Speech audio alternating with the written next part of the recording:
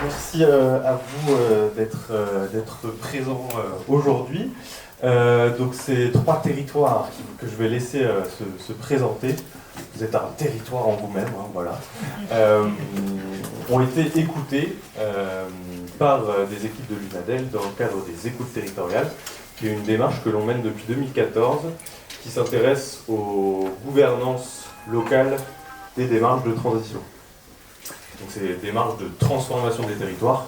Comment ça se passe? Qui les impulse? Quels sont les freins, les blocages? Et quels sont peut-être quelques éléments de méthode qui peuvent faire levier. Je vais juste dire un autre mot, c'est que depuis, sur la séquence 2021-2022, on a, dans cette grande question-là, essayé d'observer la question des relations entre les initiatives citoyennes, les initiatives de la société civile et celles des collectivités en faveur de la transformation du territoire, avec le parti pris, qui est celui de l'UNADEL, que c'est bien dans l'articulation et dans la création de relations fertiles entre ces deux mouvements qu'on peut réellement transformer le territoire. Je vais vous laisser vous présenter dans l'ordre. Et vous pouvez présenter le territoire. Ok. Donc moi je m'appelle Marie-Hélène Muller, je représente ici en fait le projet Terra, qui est un projet qui s'est développé donc, dans un territoire du Lot-et-Garonne. C'est bon. Donc une zone rurale du Lot-et-Garonne, la communauté de communes de Fumel. En fait je ne me définis pas forcément par un territoire administratif moi pour le coup. Donc on se déploie sur 3 sites qui sont 3 petites communes de 200, 800 habitants à peu près. La ville la plus proche, c'est Fumel, avec une agglomération à près de 10 000 habitants. Et nous, on est dans une zone classée zone de revitalisation rurale, avec un passé industriel, donc des usines sidérurgiques qui ont fermé, donc un taux de chômage assez important, donc plutôt une zone avec des problèmes économiques, et dont certains misent pas mal sur le tourisme aussi comme moyen de rebondir. Et alors nous, en tout cas avec Terra, on a un projet qui vise à contribuer à la revitalisation de zones rurales, beaucoup basé sur un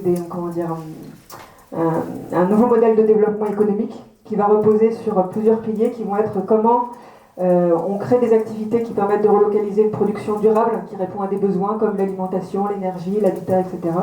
Comment on reconstitue des réseaux de distribution qui permettent de distribuer localement cette production avec d'autres producteurs. Comment on relocalise les échanges avec une monnaie citoyenne locale qui permet de conserver la richesse sur le territoire et éviter en fait, les flux d'euros vers les marchés financiers. Et puis comment on repense la distribution de revenus entre différents métiers, valeurs, fonctions qui vont avoir des valeurs sur le marché qui sont différentes. Et comment on crée des modèles économiques qui permettent de garantir un revenu à chacun. Voilà. Et l'autre particularité du projet, c'est que c'est porté beaucoup par des nouveaux habitants, même presque seulement par des nouveaux habitants qui sont arrivés progressivement depuis 2015. On est à peu près 80 nouveaux habitants, dont 30-35 actifs. Voilà, ça répond à la question. Merci. Bonjour à tous, Camille Chauvet, je travaille comme chargée de mission alimentation au Pays des Châteaux. Le Pays des Châteaux, c'est localisé dans le Loir-et-Cher. On a 89 communes à peu près, donc 3 communautés de communes. C'est un territoire assez rural, avec une ville-centre Blois. Et donc sur ce territoire, on a mis en place un projet alimentaire territorial qui vise à rendre accessibles des produits locaux pour tout le monde. Et on a également des actions sur le foncier agricole, sur le changement de pratique des agriculteurs pour pouvoir en fait, pas la souveraineté alimentaire, mais en tout cas avoir une agriculture qui réponde aux besoins de nos habitants. Bonjour à tous, Dimitri Caillot, je suis chargé de mission énergie-climat à Mauges Communauté. Donc Mauges Communauté, c'est dans le Maine-et-Loire. C'est un peu le secteur entre Nantes, Angers et Cholet, pour vous aider un peu à situer. Alors c'est une communauté d'agglomération rurale, ça peut sembler un peu paradoxal comme ça, parce qu'on n'a pas de ville-centre. On a 6 communes sur le territoire qui font entre 15 et 25 000 habitants. En fait, on est une communauté d'agglo récente, puisqu'on a été créé début 2016. Et on a poussé un peu la loi NOTRe sur la réforme territoriale un peu jusqu'au bout. C'est-à-dire qu'il y avait 6 communautés de communes composé d'une 10-12 communes à chaque fois, et ces communautés de communes sont transformées en communes nouvelles, et les communes nouvelles ont constitué la communauté d'agglo. Ce qui a un certain nombre d'avantages, et quelques désavantages aussi. Un grand territoire, 1300 km² pour 120 000 habitants. Et donc, on est aussi une communauté d'agglo de projets. On n'est pas beaucoup d'agents en fait par rapport aux 150 agents, ça peut sembler beaucoup, mais par rapport à d'autres agglos de même taille, c'est plutôt faible. Et on travaille beaucoup, on raisonne beaucoup en bloc local avec les 6 communes du territoire. Que la thématique aujourd'hui, c'est la coopération. On est vraiment, le but de la création de Moche Communauté, c'était justement la coopération et éviter de se tirer la bourre entre communautés de communes et porter des projets un peu plus conséquents. Et ben, moi, je travaille notamment sur alors, le PCAET, le Plan Climat et Énergie Territoriale. C'est un acronyme très facile pour discuter avec les gens. En gros, c'est voilà, le plan climat, comment on met des actions autour de la transition énergétique, et pour ça, il y a nécessité d'impliquer l'ensemble des acteurs du territoire, que ce soit les collectivités, les associations, les entreprises et les citoyens. Voilà, on dit qu'un bon plan climat, c'est un plan climat qui a impliqué un maximum d'acteurs. Donc, pour la présentation rapide. Merci beaucoup. Je me permets aussi de préciser que les écoutes territoriales sur 2021-2022, elles ont été écoutées 9 territoires, et notamment des territoires plus urbains. Si je me lance dans la liste, il y a Migné-Ausence dans la périphérie de Poitiers. Il y a aussi Castelmourou dans la périphérie de Toulouse. Le syndicat mixte Canigou-Grand Site dans les Pyrénées-Orientales. Ça fait 3 de plus. Il y a le Pays de Thiérache, Bio-Vallée, l'association Bio-Vallée, et un dernier, donc la Bio-Vallée dans la Drôme, et le dernier, le Pays Pente de Gascogne. Voilà. Et je vais préciser aussi que Dimitri doit nous quitter à 15h40 maximum, donc on lui laissera peut-être un peu plus de place. Et je vais excuser Nicolas Orgelet, élu à la ville de Blois et vice-président du Pays des Châteaux, qui a eu un empêchement de dernière minute et qui s'excuse. Voilà. Du coup, pendant les écoutes territoriales, donc moi j'étais plutôt je faisais partie des équipes d'écoutants, et on a essayé de creuser plus particulièrement la question de la coopération entre les politiques publiques et les initiatives citoyennes sur les territoires. Et on a essayé de creuser un petit peu comment il pouvait y avoir des articulations qui se construisaient chaque fois assez originales selon les différents territoires. Et peut-être la question qu'on aimerait vous poser maintenant, c'est s'il y avait une pépite, en tout cas une initiative que vous avez mis en place de travail en commun qui vous semble particulièrement intéressante, soit réussie, soit prometteuse. Est-ce que vous pourriez nous illustrer peut-être une articulation un petit peu exemplaire que vous avez sur votre territoire, dans l'ordre que vous voulez.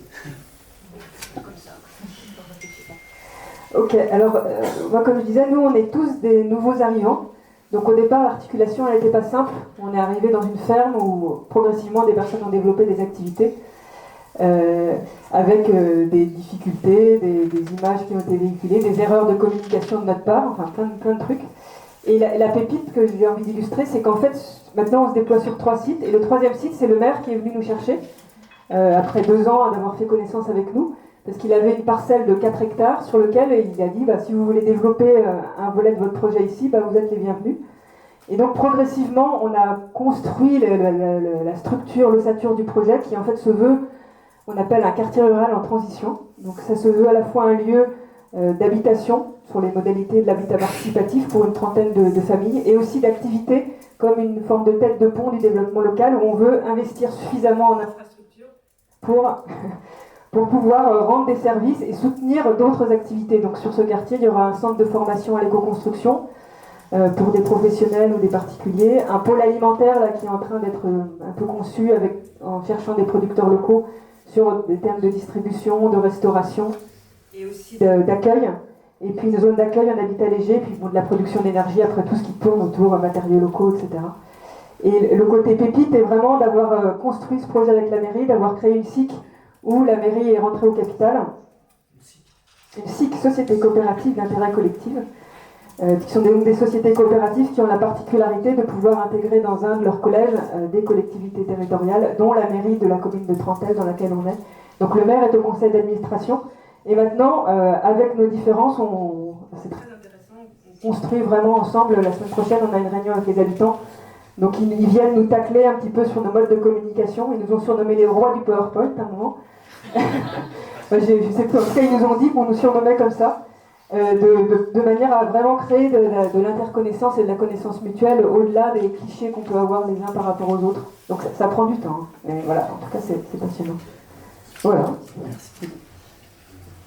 Donc moi, ma pépite, ça va être le Conseil local de l'alimentation. Dans le cadre d'un projet alimentaire territorial, on a des obligations, et notamment de mettre en place une gouvernance partagée. Donc après, on a une obligation, mais chacun la développe comme il le souhaite. Et quand on a réfléchi à mettre en place ce projet, on a tout de suite identifié le Conseil local de l'alimentation comme un outil pour créer une stratégie territoriale partagée sur le territoire. Donc ça a pris un peu de temps. Il a fallu rencontrer tous les acteurs du territoire, un par un, sachant qu'on avait une liste énorme, donc on ne les a pas tous rencontrés. Et on est arrivé avec 150 personnes intéressées pour intégrer ce conseil local de l'alimentation, donc qui réunit à la fois des élus locaux, des acteurs de l'agriculture, de la transformation, de la distribution, des représentants de consommateurs, des acteurs de l'environnement, du social, du tourisme et des organismes d'État, collectivités, enfin voilà. Et toutes ces personnes-là se réunissent régulièrement, au moins 2 ou 3 fois par an, pour mettre en place la stratégie alimentaire. Donc ils ont identifié les enjeux qui structurent notre plan d'action, ils ont identifié les actions à mettre en place, et chaque année on leur demande de prioriser. Ils ont une grande part de décision, les élus leur donnent cette possibilité d'identifier en fait sur les 50 actions proposées, 6 actions particulièrement indispensables à mettre en place dès maintenant. La décision finale revient aux élus, c'est eux qui valident et qui font mais ils ont quand même ce pouvoir de décision. Et donc là, on a toute une partie où c'est une instance ouverte et on récupère au fur et à mesure des contacts, on associe de nouvelles personnes, de nouvelles initiatives. On a des épiceries locales, des épiceries associatives qui rentrent dans la démarche. On a des SIC qui rentrent également dès qu'ils ont un projet en fait, autour de l'alimentation, qu'ils ont besoin de réseaux, qu'ils ont besoin de se faire entendre auprès d'autres acteurs locaux. Alors moi, ma pépite, c'est plutôt une pépite en devenir ou en création. On a lancé on travaille en tant qu'interco sur beaucoup de plans, que ce soit le plan climat, que je vous ai expliqué, l'économie circulaire ou sur les déchets. Et donc on a essayé de faire le pari de se dire il faut que les transitions, ça se fasse avec les acteurs du territoire. Ça c'est facile sur le discours, mais on voulait trouver un système pour que ça se fasse dans la réalité et d'impliquer un maximum de monde de façon aussi équitable. Donc, des fois, on aurait pu se borner en fait à faire 2-3 conventions avec les assos qu'on connaît pour dire voilà, on fait du partenariat. Mais on a essayé d'aller un peu plus loin et on a lancé au mois de mars un appel à projet qui s'appelle Initiative citoyenne autour de la transition écologique. En gros, l'idée c'était c'est pas un outil qu'on utilise beaucoup dans les intercommunalités. On a eu un besoin de le border un peu au niveau juridique pour pas faire n'importe quoi. Et puis après, on a sollicité toutes les assos, on a plutôt ciblé sur des assos du territoire qui auraient un projet. Donc voilà, on leur dit vous avez un projet autour des différentes thématiques qu'on porte, et bien chiche, allez-y, répondez à cet appel à projet. On n'a pas voulu le faire de façon très... l'idée aussi c'était de se rapprocher, de faire du lien avec toutes ces associations. On a essayé de ne pas faire un truc trop administratif. On leur a dit aussi, si vous avez besoin d'échanger, on est dispo. On a reçu pas mal d'associations en direct pour travailler avec eux, pour les aider et les accompagner. On ne voulait pas être le juge suprême qui dit vous avez la subvention, vous ne l'avez pas, mais plutôt travailler en partenariat avec eux. Et donc, on avait une enveloppe de 200 000 euros, ce qui est plutôt pas mal pour un territoire comme le nôtre, sauf qu'on a eu une cinquantaine de réponses, et puis sur une sollicitation de subvention de 950 000 euros. Donc là, on s'était dit, ça va pas trop faire la balle, ça, on va faire plus de mécontents que de satisfaits. Et donc là, on a doublé l'enveloppe, on l'a passé à 400 000 au mois de septembre. Et donc on est en train d'analyser les dossiers, et il y a un peu de tout. Enfin, on passe à la fois sur des actions culturelles, de sensibilisation, en bord de Loire, des actions aussi sur les low-tech, des jardins partagés dans les écoles, des séjours de transition énergétique, écologique pour les ados du territoire, enfin les collégiens ou les écoles primaires du territoire, des projets, beaucoup d'économie circulaire sur la création de filières, des projets de maisons des énergies citoyennes. Enfin, je ne vais pas vous faire la liste des 50 projets, mais en tout cas, voilà. L'idée, c'est vraiment d'avoir des nouveaux rapports avec les associations, parce que nous, on a un grand territoire, donc forcément, il y a déjà les communes nouvelles qui étaient les anciennes intercos, donc on peut sembler loin des assos, et donc il faut qu'on fasse un pas vers eux, et pour coopérer, il faut mieux qu'on se connaisse, et pour ça...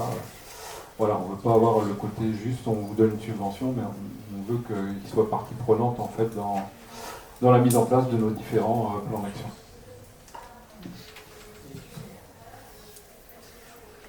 On reviendra peut-être après, tout à l'heure, dans les questions sur peut-être des ingrédients qui font, à votre vue, que ça fonctionne, en tout cas la coopération sur votre territoire. Mais avant ça, j'aimerais bien qu'on voit aussi, est-ce qu'il y a des freins qui persistent que vous repérez justement dans ces relations politiques publiques et initiatives citoyennes, voilà, des freins que pour l'instant vous n'avez pas encore réussi à lever ou à améliorer.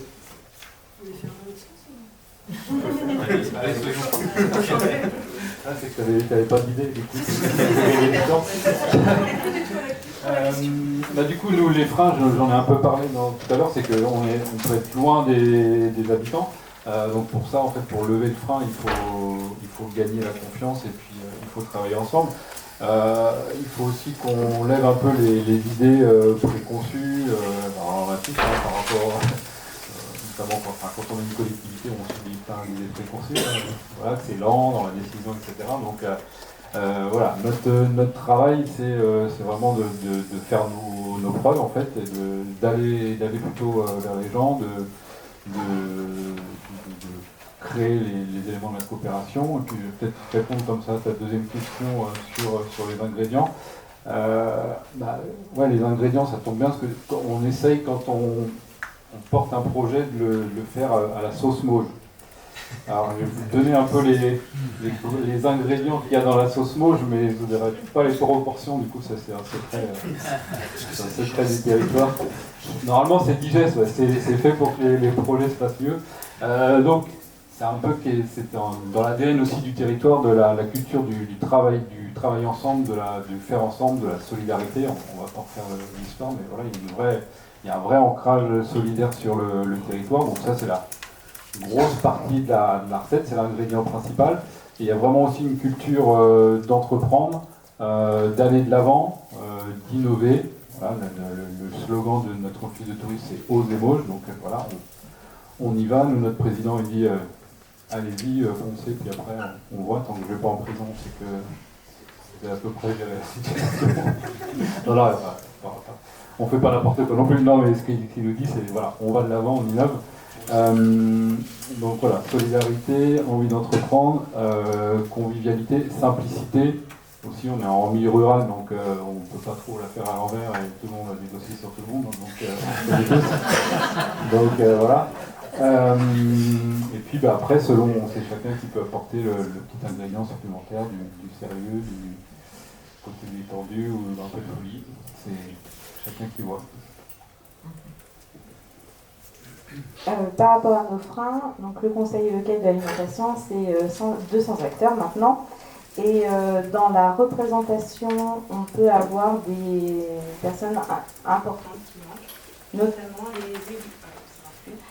les élus locaux plus ruraux, qui sont vraiment en lien avec les initiatives citoyennes et qui pourraient nous apporter énormément d'informations et nous faire rencontrer aussi de multiples acteurs. On commence à les toucher quand on commence à appréhender la question de la restauration collective, où on va directement en fait, dans leurs compétences, mais il y a 89 communes, de toucher 89 restaurations collectives, c'est énorme. Donc ça se fait petit à petit, et donc on essaie de faire évoluer ça, mais c'est assez compliqué. On a également un manque de représentativité des grosses structures comme les grandes surfaces qui ont des flux assez impressionnants. C'est le premier lieu d'achat des habitants. Et donc, vu qu'on n'a pas forcément ils n'ont pas d'intérêt économique à venir à nos réunions et à participer à la stratégie, on a réussi à les faire venir à une réunion, mais ils ne sont jamais revenus. Donc voilà. Et la dernier frein, qui est assez important et qui a été démontré aussi par les écoutes territoriales, c'est qu'on n'a pas forcément de projet de territoire clair sur le pays des châteaux. Il y en a au niveau de chaque communauté de communes, mais pas à l'ensemble du pays. Donc des 3 communautés de communes, on est un pays qui est plus tourné vers le tourisme en fait à la base. Et sur l'alimentation, il nous manque une définition claire de ce qu'on appelle transition écologique et agroalimentaire.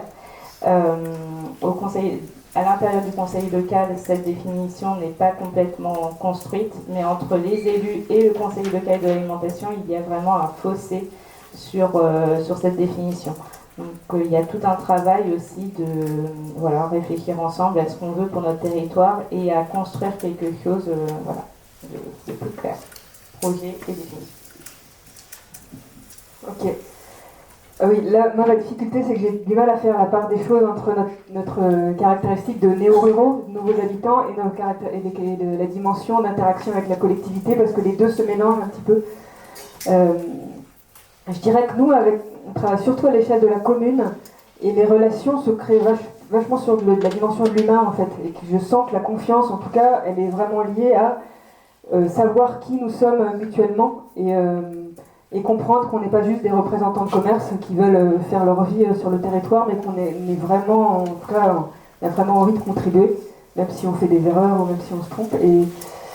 Et là, du coup, pour moi, je ne sais pas si c'est forcément un frein, mais en tout cas, c'est comme ça que ça se passe. En revanche, avec la communauté de communes, on a beaucoup moins de liens. Et là, encore une fois, je ne sais pas si c'est parce qu'on ne connaît pas encore tous les dossiers qu'il faut connaître et comment ça marche. Mais le fait est que c'est plus difficile d'y accéder. Et c'est plus difficile de savoir quelles sont les politiques, quels sont les choix, et d'avoir des espaces de compréhension. En tout cas, l'accès, pour nous, est beaucoup plus difficile. Et après, j'avais une autre problématique, mais au départ, je n'avais pas réfléchi que c'était dans l'articulation, mais en fait, je vais la recaser quand même. C'est vraiment les problématiques de financement, parce que je pense qu'effectivement, chacun cherche ses financements dans son coin, et on a remarqué ça, même en discutant avec eux. Nous, on veut faire de la production d'énergie, mais eux aussi sont sur un autre plan avec un autre acteur potentiel qui va peut-être mettre des ombrières, et comment ensemble on peut aller chercher des sous ensemble. Et là, les sous, il faut carrément beaucoup de confiance pour aller chercher des sous ensemble, et d'autant plus que dans la transition, c'est pas des choses, il y a besoin, nous on a vraiment envie de mettre beaucoup d'argent pour faire quelque chose qui soit significatif, et les sources de financement sont pas très très importantes sur les projets de transition qui sont à la fois des projets économiques. Donc nous, on a été beaucoup soutenus par des fondations, comme la Fondation de France ou la Fondation Sohail, mais ça, c'était sur l'aspect associatif. Et pour financer des projets économiques, par contre, il faut être rentable, il faut avoir des retours sur investissement, que les projets de transition, ils ne peuvent pas avoir, parce que nous, on n'est pas là pour faire du pognon. Et donc, on cherche. Et là, on va faire une levée de fonds vraiment sur des bases d'émissions de titres participatifs, et en essayant de faire des appels à l'épargne citoyenne, et de comment on monte ça, et comment la mairie est OK aussi pour elle, c'est pas forcément son rôle d'aller demander de l'argent à ses habitants. Donc là encore, on est dans une difficulté de comment est-ce qu'on va faire avec ça, quoi. Voilà. Ok, merci. Effectivement, avec les écoutes, on a un peu travaillé ces questions des ingrédients et c'est quelque chose qui nous intéresse beaucoup et qu'on pourra voir tout à l'heure aussi avec une analyse un peu plus globale de l'ensemble des écoutes. Donc la question du territoire des Mauges, effectivement, on avait repéré l'équipe des écoutants, la particularité de ce territoire avec son histoire et son histoire de développement local aussi, de plusieurs décennies qui aident énormément. Effectivement, sur le pays des châteaux, la question de la créativité en termes d'animation, de facilitation, a beaucoup aidé comme ingrédient. Et effectivement, sur le côté terrain, cette proximité aussi avec la mairie et comment se construit les relations de confiance ont été également identifiées. Ça, c'est nous le regard qu'on peut y porter en tant qu'écoutant, mais peut-être ce qui serait intéressant, c'est aussi de savoir, vous, en tant que territoire écouté, qu'est-ce que ça a fait d'avoir justement une équipe d'écoutants qui est venue quelques jours écouter des personnes sur votre territoire. Est-ce que ça, voilà, quel questionnement ça vous a amené, etc. On serait curieux d'avoir un peu votre regard là-dessus. Dimitri, peut-être si... Je suis pas encore parti. Alors, ouais, l'intérêt pour... C'est à ce moment-là qu'on doit dire du bien du Nadel, c'est ça? C'est ça, vous avez fait venir pour ça. Ouais, donc l'intérêt pour nous des écoutes territoriales, il y a plusieurs choses. Déjà, comme je l'ai dit au début, on a un territoire super jeune, enfin, on est en CP, là, on a 6 ans, donc c'est quand même pas beaucoup, donc on a vraiment besoin d'avoir de la maturité au niveau de la coopération et d'avoir un regard et une expertise aussi extérieure. Enfin, moi, ça faisait 2 ans que j'étais à Moche Communauté, donc je ne connaissais pas complètement le territoire. En plus, il y a eu le Covid, voilà. Donc on avait un besoin de prendre un peu le pouls des structures, des acteurs du territoire. Et ça, vous avez su bien le faire. Et puis aussi, par rapport à l'après-Covid, parce que pour les associations, c'était quand même un moment assez difficile. Et puis aussi par rapport à l'organisation du territoire, parce que nous, en tant qu'Interco, on a pris certaines compétences, notamment l'énergie, le climat, on travaille sur le tourisme et la culture. Et à l'échelle du territoire, c'était aussi des choses qui étaient traitées des fois par des associations. Enfin, il y a le syndicat, mais il y avait un CPIE, il y avait ce qu'on appelait le Carrefour des Mauges, les associations, et du coup c'était un peu le bras armé de la structure syndicat. Et ils ont pu se sentir dépossédés en fait de ce travail qu'ils faisaient. Donc il faut qu'on... Il n'y a pas de souci, parce qu'on était au même endroit jusqu'à encore il y a quelques temps sur le même site, donc on se parlait évidemment. Mais il y a aussi besoin que tout le monde retrouve sa place et qu'on continue à travailler ensemble. Donc ça, c'était aussi un élément important. Et puis vraiment, nous, de voir un peu ce qu'était la demande. C'est différent quand on demande aux gens directement et quand c'est un regard neutre extérieur. C'est pas du tout la même approche. Donc nous, ça nous permet aussi derrière de nous structurer, d'avoir des pistes de réflexion, parce que comme on n'est pas très vieux, on réfléchit et comme on est très éloigné, tu l'as dit tout à l'heure, hein, du coup, par rapport à la communauté de communes, nous on est une interco et on a un super grand territoire, donc on ne se voile pas la face, on sait bien, en plus on a des communes qui sont composées de communes déléguées, donc ça nous éloigne encore plus, donc on sait bien qu'on est assez loin de la territoire, donc on a besoin de trouver un peu une méthodo pour s'approprier toutes ces démarches-là de coopération. Et on a fait venir Joe Spiegel il n'y a pas très longtemps. On a un conseil prospectif aussi territorial, enfin un conseil de développement en gros, mais du coup on a un tiers, on a des gens désignés, on a des gens qui sont venus parce qu'ils ont levé la main, ils étaient intéressés, on a un tiers de personnes qui ont été tirées au sort aussi. Et donc on travaille avec le conseil de développement sur toutes ces démarches de transition. On réfléchit, on regarde aussi ce qui se fait évidemment à Minodel, mais aussi la fabrique des territoires. On était aux rencontres TEPOS il n'y a pas longtemps, on a fait un atelier avec eux, et voilà, il y a pas mal de choses qui font écho à ce qu'on veut faire, ou le collège des transitions sociétales, enfin voilà. On a besoin de gagner en fait en maturité là-dessus, et du coup les écoutes, ça nous aide à au moins à poser des questions et à mettre le doigt un peu sur ce qu'il faut, là où on doit progresser.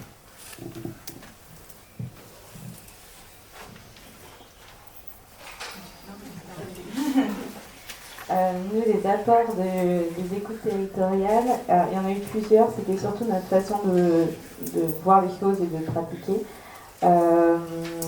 Au final, on a un peu changé de méthodologie. Je vais être un peu plus clair au fur et à mesure. On avait vraiment un aspect où on touchait les acteurs en fonction de leur secteur. Et en fait, on a commencé à réfléchir à toucher les personnes en fonction de l'échelle. Donc d'être plus à une échelle du coup locale, communale. Parce que c'est là en effet où les personnes commencent à se connaître un peu plus. Et où il peut y avoir des relations qui se créent entre diverses associations qui est assez intéressante. Et ça, on l'a compris en fait par les écoutes territoriales, que voilà, il y avait un vivier qu'on n'avait pas du tout connaissance. Et donc on essaie maintenant de réfléchir aussi aux conseils locaux de l'alimentation d'une manière différente, en allant directement sur la commune, en demandant des retours d'expérience des acteurs de cette commune et pour essayer de construire quelque chose qui se essaimait en fait ces pratiques sur d'autres territoires. On a également réfléchi à aller vers les personnes, donc en créant des animations auprès des habitants, ce qu'on n'avait pas fait encore pour l'instant, où on ne touchait pas du tout la population directement, mais plus par la voie associative, et donc pour les accompagner sur les projets et même qu'ils puissent se faire connaître, faire connaître leurs envies. Et enfin, le Conseil local de l'énergie fait partie maintenant des objectifs d'une des communautés de communes. Tout ce qui s'est ressorti des écoutes territoriales a donné envie à d'autres élus de mettre en place sur autre chose que l'alimentation. Et donc c'est énergie et transition, je crois, où il y a, là, cette fois-ci, ils ont réfléchi différemment que nous. Ils sont d'abord allés voir les habitants, les associations pour créer ensemble quelque chose. Et ils vont après associer les entreprises et producteurs d'énergie. Mais ça a permis de faire développer en fait d'autres initiatives sur le territoire. Ok. Nous, ça faisait pas mal de temps qu'on y pensait, parce qu'on avait un administrateur de l'UNADEL, Gérard Logier, s'il y en a qui le connaissent, qui était juste à côté. Et il parlait de ça depuis 2-3 ans en disant vous devriez faire ça. Et il nous tanne beaucoup pour qu'on s'intègre plus dans le territoire. Et donc nous, ça nous a permis de faire un pas concret pour une approche connaissance du territoire qui ne soit pas juste des chiffres ou des rapports institutionnels, mais vraiment des écoutes plus sensibles et qu'est-ce qui peut en sortir. Et donc ça nous a mis en lumière un certain nombre d'éléments, un certain nombre de retours. Moi j'aimais bien en particulier voir les personnes sortir des rendez-vous et nous dire des choses que nous on n'avait pas entendues. Et en fait ça m'a donné envie, moi et à quelques-uns, de presque, j'aurais aimé être dans la salle avec les écoutants. Et ça m'a fait comprendre en tout cas ce qu'il y avait à apprendre dans une rencontre directe. Et donc là, outre les éléments un petit peu plus structurés qui sont sortis, mais c'est juste pour aller direct à l'essentiel. Et là, en fait, on va travailler avec l'UNADEL justement pour voir comment est-ce qu'on peut mettre en place quelque chose qui va nous permettre d'établir un lien direct plus fort avec les habitants, de voir comment on peut être aidé, accompagné, avoir une méthode qui va nous permettre de connaître mieux notre territoire et de commencer à faire des actions avec eux. Donc ça, c'est un peu l'apport phare des écoutes. Merci. Oui, donc on retrouve des éléments de ce que nous on essaye de mettre en œuvre dans cette démarche d'écoute territoriale où on a un tiers acteur assez neutre sur le territoire. Et puis cette notion d'écoute qu'on travaille constamment et qui nous permet en quelques jours d'aller chercher, en tout cas c'est ce qu'on souhaite, ce qui fait sens pour les acteurs, pour les personnes, et du coup de manière assez rapide de mettre le doigt sur des éléments essentiels pour la mise en mouvement du territoire.